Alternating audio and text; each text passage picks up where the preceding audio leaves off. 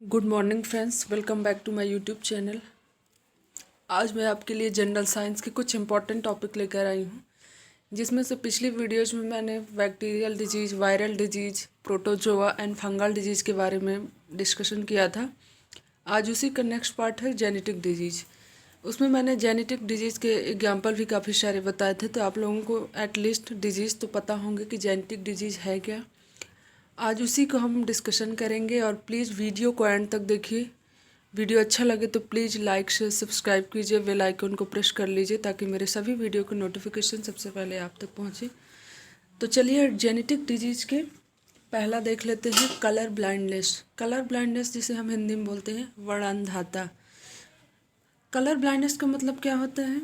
जब आंखें समान रूप से रंगों को नहीं देख पाती हैं, उसे कलर ब्लाइंडनेस या तो वर्णअंधाता कहते हैं।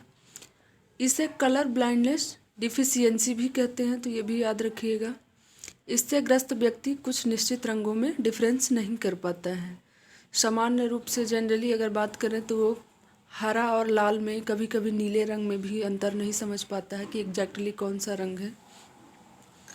तो ये याद रखिएगा कि कलर ब्लाइंडनेस है क्या। इस रोग से ग्रसित व्यक्तियों में लाल, हरा और कभी कभी क्या नीला रंग पहचानने में की क्षमता नहीं होती है, और इससे मुख्य रूप से पुरुष प्रभावित होते हैं। मेल इसको इफेक्ट होंगे क्योंकि स्त्रियां सिर्फ कैरियर होती हैं, वाहक का काम करती हैं। जैसे कि स्त्रियां अगर प्रेग्नेंट हैं तो वो सिर्फ मेल को होगा। अगर बात करें अगर बॉय है, बेबी बॉय है, तो सिर्फ उसको होगा कलर ब्लाइंडनेस। अगर बेबी गर्ल है तो नहीं होगा, क्योंकि वाहक सिर्फ फीमेल होती है और होता है सिर्फ मेल को। तो ये भी याद रखिएगा कलर ब्लाइंडनेस। और कलर ब्लाइंडनेस आपको किसी भी कॉम्पिटेटिव एग्जाम, डिफेंस में अगर आप देखें तो इसकी भी बखूबी चेकअप किया जाता है कलर ब्लाइंडनेस। तो ये बहुत ही डिजीज, बहुत ही खतरनाक बीमारी है, तो इस चीज़ को आप लोग याद रखिएगा। और जान लेते हैं, स्त्रियों में यह रोग तभी होता है जब इसके दोनों गुणसूत्र यानी कि दोनों क्रोमोसोम जो होता है प्रभावित हों। आपके जो 23 जोड़े होते हैं, जोड़े में होते हैं 23, टोटल 46 क्रोमोसोम होते हैं। और अगर ये दोनों एक्स क्रोमोसोम प्रभावित हों, यदि एक गुणसूत्र पर वर्णांधाता के जीन हो तो स्त्रियां वाहक पर कार्य करेंगी लेकिन वर्धांग नहीं होगी। दैट मीन्स ये कि अगर एक क्रोमोसोम है, अगर एक ही क्रोमोसोम प्रवाहित है तो सिर्फ स्त्रियां वाहक का कार्य करेंगी, कैरियर का कार्य करेंगी, कि सिर्फ वो मेल को होगा, लेकिन वो खुद इस चीज़ से इफेक्ट नहीं होंगी। दैट मीन्स ये कि जो प्रेग्नेंट लेडी है उसको कलर ब्लाइंडनेस नहीं होगा, जो उसके बच्चा है, जो बेबी बॉय है, उसको ये चीज़ इफेक्ट करेगा। इसके विपरीत पुरुषों में केवल एक्स गुणसूत्र पर वर्णधान होंगे। तो ये याद रखिएगा। इस बीमारी को डाल्टोनिज्म कहते हैं, ये भी याद रखिएगा। इसका सेकंड नाम है डाल्टोनिज्म कहते हैं। यह मुख्यतः लिंग संबंधी रोग है जो पीढ़ी दर पीढ़ी फैलता है। लिंग मीन्स जेनेटिक डिजीज, तो ये पीढ़ी दर पीढ़ी फैलता है। तो ये सभी चीज़ें होंगी कलर ब्लाइंडनेस के बारे में, आप लोग अच्छे से नोट डाउन कर लीजिएगा। नेक्स्ट है हीमोफीलिया। हीमोफीलिया क्या होता है? इसमें स्त्रियां वाहक का कार्य करती हैं। हीमोफीलिया डे मनाया जाता है, 17 अप्रैल को मनाया जाता है हीमोफीलिया डे। इसका ऑब्जेक्ट क्या है? हीमोफीलिया और अन्य वंशानुगत जो ब्लीडिंग होती है उनके विकारों के बारे में लोगों को जागरूक करना। कि जो जेनेटिक पीढ़ी दर पीढ़ी लोग होते हैं उसमें क्या होता है, जो ब्लीडिंग के जो डिजीज होती है उसके विकारों में लोगों को जागरूक करना ही इसका उद्देश्य है, हीमोफीलिया डे सेलिब्रेट करने का, मनाने का। WHF यानी कि वर्ल्ड फेडरेशन ऑफ हीमोफीलिया के संस्थापक कौन है? तो इनका नाम है Frank Strobel. WHF World Federation of Haemophilia के संस्थापक हैं फ्रैंक स्ट्राबेल के सम्मान में यह दिवस मनाया जाता है, ये भी याद रखिएगा। और 2022 की थीम थी सभी के लिए पहुँच। 2022 की थीम सभी के लिए पहुँच, साझेदारी, नीति, प्रगति, अपनी सरकार को शामिल करना, विरासत में मिली रक्तस्राव विकारों को राष्ट्रीय नीति में एकीकृत करना। तो ये याद रखिएगा, सभी के लिए पहुँच, साझेदारी, नीति, प्रगति, अपनी सरकार को शामिल करना, विरासत में मिली रक्तस्राव विकारों को यानी कि ब्लीडिंग को राष्ट्रीय नीति में एकीकृत करना। ये याद रखिएगा। इसमें जान लेते हैं कि इसमें स्त्रियां वाहक का कार्य करती हैं, दैट मीन्स कैरियर का काम करेंगी।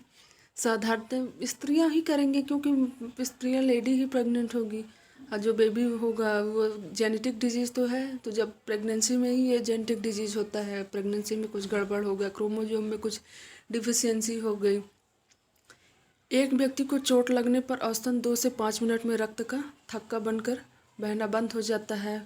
बोलते हैं ना कि विटामिन के की वजह से जो ब्लड क्लॉटिंग बनती है, विटामिन के की वजह से, इसीलिए विटामिन के जितने भी सोर्स हैं हमको लेना चाहिए। किंतु हीमोफीलिया से ग्रस्त व्यक्ति में चोट लगने पर काफ़ी समय के बाद भी ब्लीडिंग होती रहती है। जिसको अगर हीमोफीलिया है तो चोट लगने के बाद भी बहुत देर तक वो ब्लीडिंग कंटिन्यू चलती रहती है। अब ब्लड में कुछ प्रोटीन की कमी के कारण थक्का नहीं बनता है, यानी कि कुछ प्रोटीन की ऐसी कमी होती है जिसकी वजह से ब्लड क्लॉटिंग नहीं बन पाता है।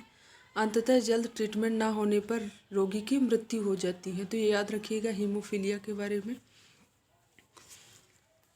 और यह एक आनुवांशिक रोग है, ये तो पहले ही बता दिया था। और इसमें क्या मेन फैक्टर ये क्या है कि इसमें जो ब्लड क्लॉटिंग की बनने की क्षमता है वो गंभीर रूप से कम हो जाती है, जिससे कि मामूली चोट में भी ब्लीडिंग कंटिन्यू होती रहती है। हीमोफीलिया जीन में उत्परिवर्तन या परिवर्तन के कारण होता है। तो ये भी याद रखिएगा, हीमोफीलिया कब होता है? जीन में उत्परिवर्तन या परिवर्तन के कारण होता है, जो रक्त का थक्का बनाने के लिए आवश्यक क्लॉटिंग फैक्टर प्रोटीन बनाने के लिए निर्देश प्रदान करता है। तो ये भी याद रखिए हीमोफीलिया डिजीज क्या है। नेक्स्ट देख लेते हैं टर्नर सिंड्रोम। टर्नर सिंड्रोम क्या है? यह रोग अर्धसूत्री विभाजन में अनियमितता से उत्पन्न होता है। तो ये भी याद रखिएगा कि क्रोमोसोम असमानता के कारण होता है, जिसमें एक्स गुणसूत्रों में से किसी एक भाग का हिस्सा या भाग बदल जाता है या गुम हो जाता है। जबकि जैसे नॉर्मल जो इंसान होते हैं उनमें क्या 46 गुणसूत्र होते हैं, 46 क्रोमोसोम होते हैं, और जिसको टर्नर सिंड्रोम है उन लोगों में केवल 45 क्रोमोसोम ही होंगे। तो ये एक डिफिशियंसी है, तो ये याद रखिएगा। तो यह रोग अर्धसूत्री विभाजन में अनियमितता से उत्पन्न होता है। विभाजन में अनियमितता हो जाने से एक ऐसे अंडे का निर्माण होता है जिसमें कोई भी लिंग गुणसूत्र नहीं होता तथा दोनों लिंग गुणसूत्र एक ही अंडे में चले जाते हैं। याद रखिएगा, जब इस प्रकार का अंडा समान शुक्राणु से फर्टिलाइज करेगा तो बनने वाले जाइगोट में लिंग गुणसूत्रों की संख्या कम हो जाती है। इस प्रकार के जाइगोट से बनने वाले स्त्रियों में अनेक शारीरिक असमानता उत्पन्न होती है। तो मेन फैक्टर ये जान लीजिएगा कि अगर जिसको टर्नर सिंड्रोम है तो उसमें क्रोमोसोम की जो संख्या है वो 45 होगी, मतलब कि डिफिशियंसी है, एक क्रोमोसोम की कमी है, ये याद रखिएगा।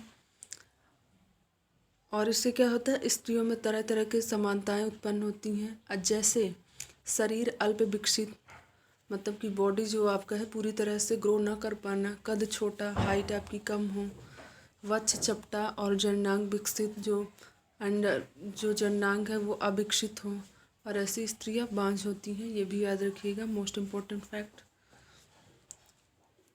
अगला डिजीज देख लेते हैं क्लेनेफेल्टर सिंड्रोम। क्लेनेफेल्टर सिंड्रोम क्या है?